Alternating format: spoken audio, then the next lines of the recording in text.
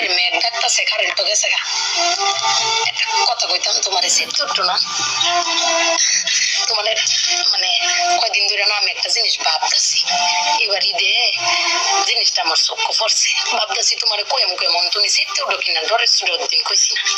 শোনো, তুমি ব্যাগবেলা চিল্লাও না, আব্বার লোকে ঘর চিল্লাও না যে তোমার কেউ নাই, তোমার কেউ কিস্তা দেয় না, এই সংসার আইয়া তোমার জীবন রক্ষার বৃত হয়েছে গা, কিস্তা পাইছো না জীবনে।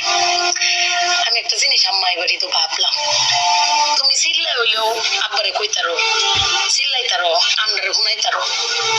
আব্বারে কিন্তু এই জীবনে কোনোদিন শুনছি না চিল্লাই কইতে যে আমার কেউ নাই, আমি কিচ্ছুই পাইলাম না এই সংসার করিয়া।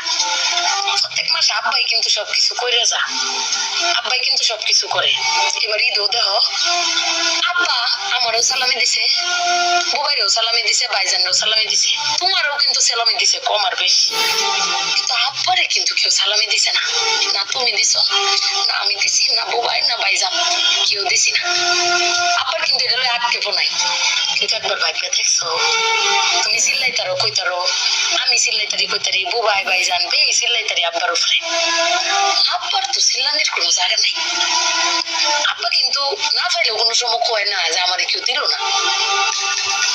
আমি কিন্তু এই জিনিসটা আম্মা ভাবছি, তুমি ভাবছো কিনা জানি না। আব্বার কিন্তু কমের কোনো জায়গা পায় না।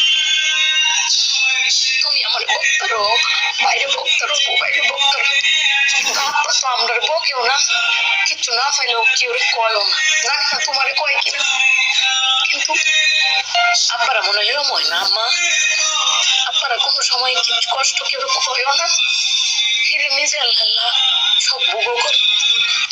দিন শেষে বেটি তুমি চিল্লাই হলো, কিন্তু আব্বার বাধা নিয়ে আসাবে। কিন্তু আমার বাপটা কইতেও পারে না, নিতেও পারে না। বেটান মানুষ ঠকে আম্মা, আমি দেখছি বেটান মানুষ ঠকে। বেটান কইতে দাও, বেটানের কোয়ার জায়গা আছে জামাই স্বামী।